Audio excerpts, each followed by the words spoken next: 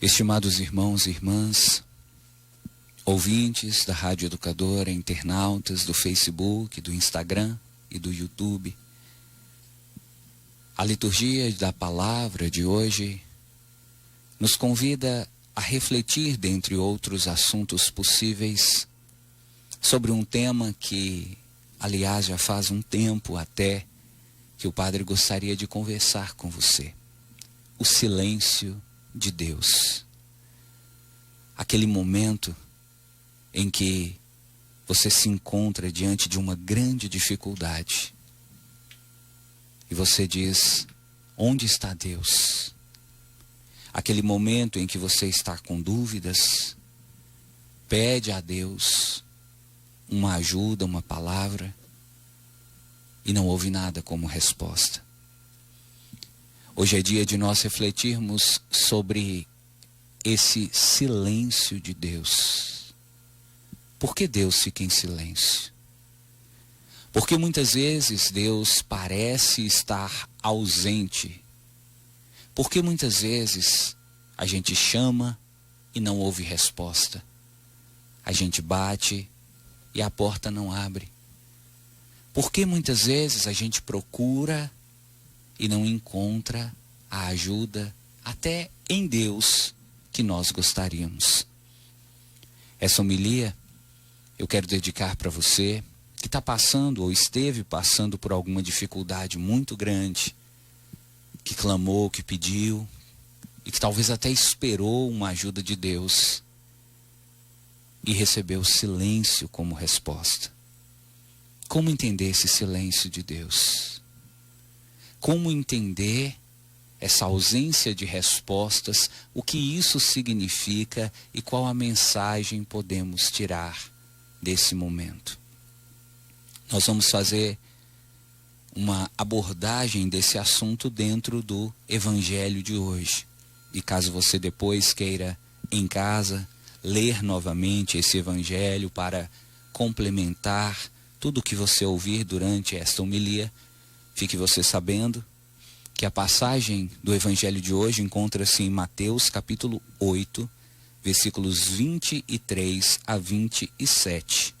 Vou repetir caso você queira anotar. Mateus 8, 23 a 27. Antes de falarmos especificamente sobre o silêncio de Deus, vamos analisar esse texto e ver qual foi o contexto, qual foi a situação em que se deu esse silêncio.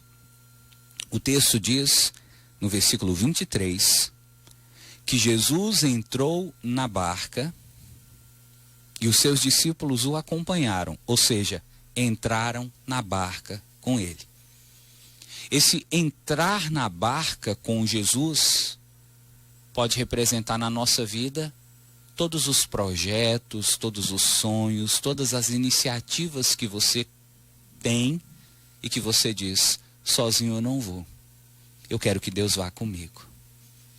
Você decidiu casar e disse: eu quero casar tendo Jesus sempre presente na minha vida, no meu casamento. Você decidiu abrir uma loja, abrir uma empresa, até chamou o padre para abençoar, fez orações, consagrou aquele lugar a Deus. Todo e qualquer projeto que você começa junto com Jesus, contando com a presença, com a ajuda de Jesus, você vai representar nesse versículo pela frase: entrar na barca com Jesus. Veja, aqui nós não estamos falando sobre pessoas afastadas de Deus. Nós não estamos falando sobre pessoas que não têm fé. Essa homilia é para você que tem fé. É para você que acredita no Senhor, para você que anda com o Senhor, para você que inclusive chama o Senhor para dentro da sua barca. Você que vai fazer uma prova e chama Jesus para ajudar você nos seus estudos. Você que vai fazer uma cirurgia e chama Jesus para ir com você, para estar com você na sala de cirurgia. Você que vai fazer uma entrevista de emprego e chama Jesus para ir na entrevista de emprego com você. Vai fazer o seu exame de habilitação, chama Jesus para entrar dentro do carro, para ficar acompanhando você. Então, esse é o momento do entrar na barca com Jesus. Você entrou na barca com Jesus. pensando, eu vou atravessar o mar. Eu vou atravessar o mar no meu casamento, eu vou atravessar esse mar da aprovação, eu vou atravessar o mar dessa empresa que eu estou iniciando agora, o comércio, essa vida de empresário. Eu vou trilhar esse caminho agora, mas eu não vou sozinho, Jesus vai comigo. Eu chamei Jesus para ir comigo, eu me consagrei, eu apresentei os meus projetos para Jesus. Está entendendo qual é o contexto? Esse é o nosso contexto. E olha o que aconteceu. Os discípulos estavam atravessando o mar e eis que houve uma grande tempestade. Essa grande tempestade na nossa vida nós podemos representar com tudo aquilo que acontece e que nós não esperávamos. Aí você foi fazer a prova, foi tentar tirar sua carteira de habilitação. Na hora que você foi tentar ligar o carro apagou. Você foi iniciar o seu comércio, abrir sua lojinha. Nos primeiros dias que você abriu a sua lojinha, o fiscal da prefeitura foi lá e multou você e você teve que fechar suas portas. Você foi fazer a sua cirurgia. Na hora da cirurgia teve uma complicação. E aquilo que era simples ficou grave. E você que tinha que ficar um dia só no hospital, teve de passar uma semana inteira ou duas. Isso é a tempestade. Algo que você não esperava, algo que te assusta, algo que te deixa ansioso, ansiosa, algo que te deixa preocupado e que faz você se sentir ameaçado. Na travessia do mar da vida, nós chamamos de tempestade a todas essas coisas. E olha só o que aconteceu com os discípulos. O texto diz, não somente que houve uma tempestade, disse que a barca estava sendo coberta pelas ondas. Veja, a situação era grave. Não só tinha entrado água na barca, a água que estava entrando estava a ponto de cobrir a barca. A barca estava prestes a afundar. Então aqui nós de novo nos voltamos para a nossa vida para buscar alguma semelhança com esse texto. O que representa essa barca quase afundando? É esse projeto que você tem que está prestes a ser engavetado. Esse sonho que você tem que está prestes a ser abortado.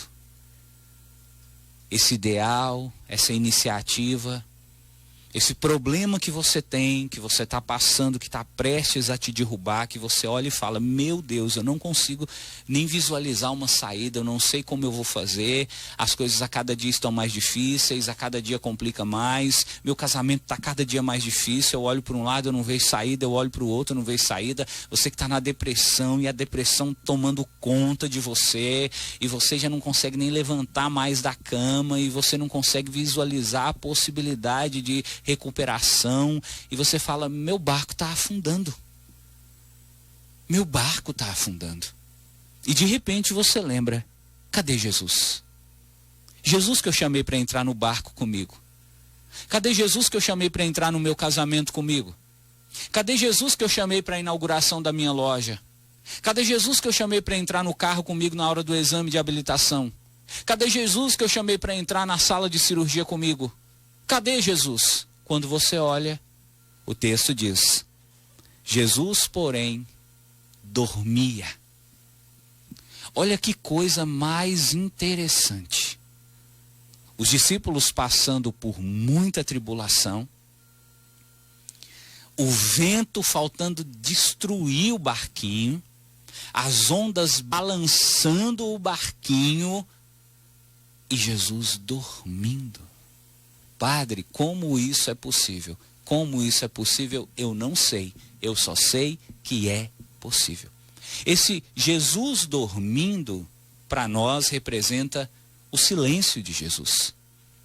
Não é que Jesus na nossa vida está dormindo. A própria palavra de Deus diz que o Senhor não dorme e nem cochila. Jesus hoje se encontra no céu, assentado à direita de Deus. Não pense você que Jesus fica um tempinho assentado no trono e fala assim: ô pai, eu vou ali tirar um cochilo. Vai lá e dorme, e volta, e quando volta, o pau está quebrando em sua casa. Não, Jesus não dorme. Jesus está na glória de Deus, eterno, onisciente. Ele sabe de tudo o que acontece o tempo inteiro. Esse dormir de Jesus representa o silêncio. Porque quando você está dormindo, tirando, é claro, né, Dona Maria, aquelas pessoas que roncam como um porco, você costuma fazer silêncio. Então, esse dormir de Jesus é aquele momento de silêncio, em que você está passando por ventanias, está passando por tempestades, as ondas estão agitando o seu barquinho, e você não ouve a voz de Jesus, e você não consegue saber, cadê Jesus no meio de tanta confusão? Veja, os discípulos passaram por isso. Então não estranhe se mais cedo ou mais tarde isso acontecer com você. É possível, Padre, eu estar passando por grandes tribulações e Jesus ficar em silêncio na minha vida? É possível. Eu não só digo é possível, é provável que um dia isso aconteça. É provável que um dia você esteja no meio do mar da sua vida. É possível que um dia você esteja no meio de uma tempestade, chame Jesus e não ouça resposta nenhuma.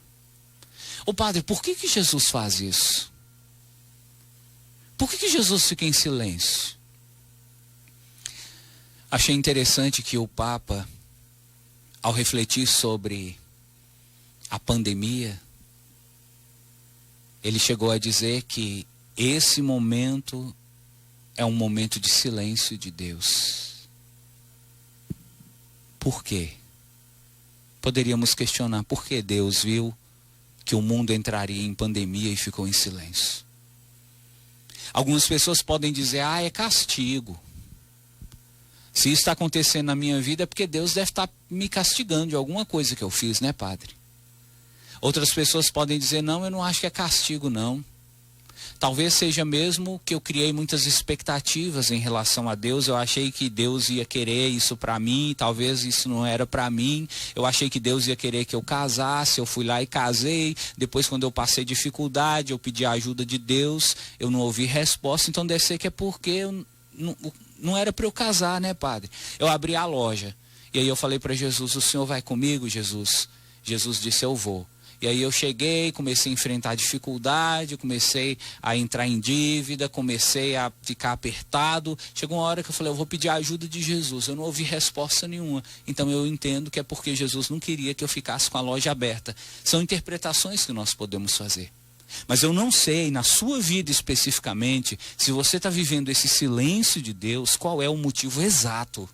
Não sei. Eu não quero arriscar uma resposta. Mas uma coisa eu sei.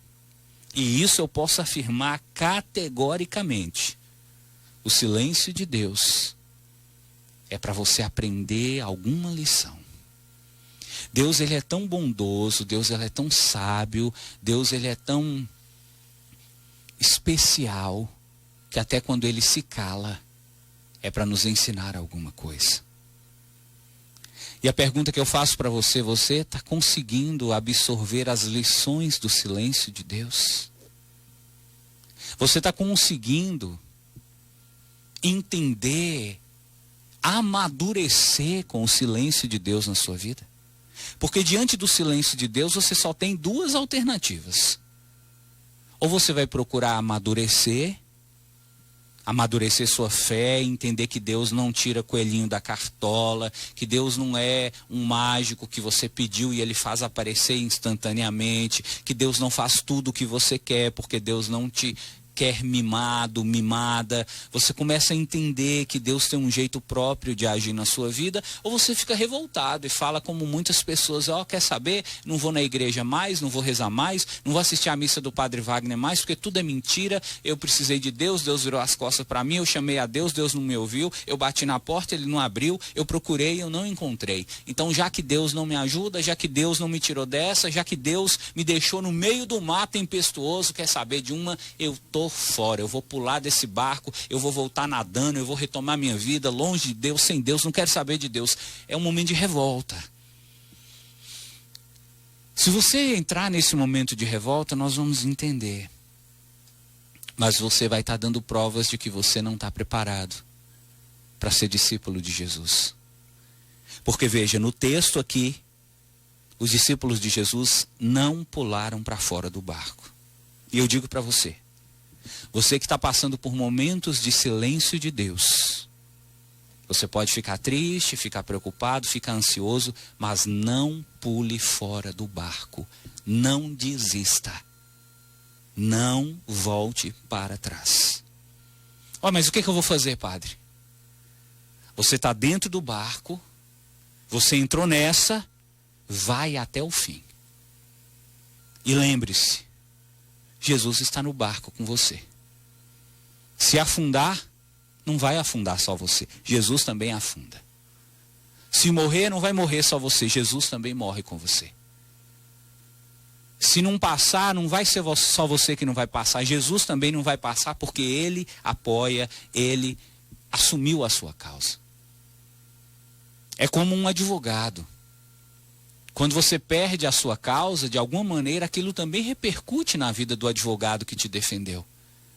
Se você chamou Jesus para ser o seu advogado e você está perdendo a causa, fica tranquilo. Ele está sabendo, ele está consciente que, inclusive, isso traz repercussão para ele. Mas e aí? Eu estou perdendo, o barquinho está quase afundando, eu vou ficar parado? Não, faça como os discípulos, acorde Jesus. Veja, os discípulos estavam angustiados, preocupados, eles foram lá e chacoalharam Jesus, balançaram ele até ele acordar. Jesus, acorda! Acorda, Jesus, o Senhor não vê que nós estamos naufragando? Mas, padre, como eu vou acordar Jesus? Através da sua oração. Acorda Jesus nas madrugadas. Levanta 3 horas da manhã, bate seu joelho no chão e fala: Jesus, eu estou aqui para te acordar. Eu estou aqui, como diz o Salmo, eu quero acordar a aurora. Eu estou aqui, Jesus, para dizer para o Senhor que eu não vou sair do barco. Eu vou até o fim. E por isso, eu peço ao Senhor, levanta em meu favor. Porque quando eu entrei nessa, o Senhor entrou comigo. Você tentou acordar Jesus hoje, Jesus não se levantou, tenta de novo à tarde, tenta de novo à noite, tenta de novo amanhã, tenta semana que vem. Incomoda, insiste, persiste e não desiste até Jesus levantar. Quando ele levantar, é claro que ele pode dar um sabão em você, como ele deu nos discípulos. Ele disse assim para os discípulos: por que vocês estão com medo, homens de pouca fé? Jesus talvez diga a mesma coisa para você. Você que está no meio da tempestade, está achando que seu barquinho vai naufragar, que sua empresa vai fechar, está achando que dessa cirurgia você não volta, está achando que seu casamento não tem mais jeito. Jesus vai dizer para você: você está com medo de quê? Você não me chamou para dentro do seu barco? Você acha, no cúmulo da sua loucura, você acha que se eu estou dentro do seu barco, tem como o seu barco afundar? É claro que eu não vou deixar seu barco afundar. Aí você diz: mas o senhor fica só dormindo. Ele vai dizer: eu não estou dormindo. Eu estou vendo, eu estou sabendo de tudo. Eu estou apenas testando você. É por isso que Deus fica calado. Ele está testando você. E no final, Ele vai acalmar essa tempestade. Pode ter certeza. Você não nasceu com essa tempestade na sua vida, então ela não vai ficar para sempre. Ele vai acalmar a sua tempestade. E quando isso acontecer, você vai poder celebrar o fato de que você entregou sua vida para um Deus que tem não só o poder de curar, de salvar e de libertar. Ele tem o poder de dar ordem para a natureza, para a água e para o vento. E até a natureza obedece à voz de Deus. Para encerrar, canta conosco.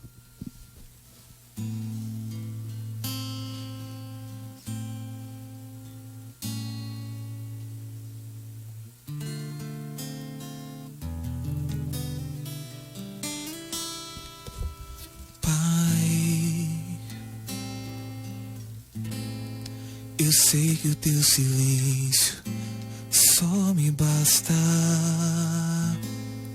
que o teu calar diz mais do que palavras, mas sabe no momento que eu preciso ouvir tua voz, Pai.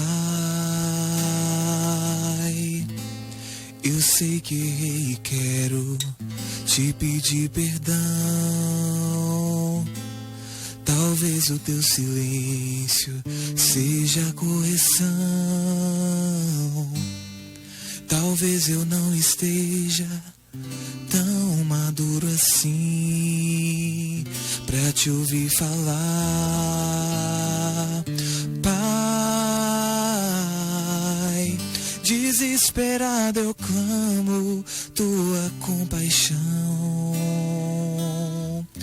Não posso suportar a dor da solidão.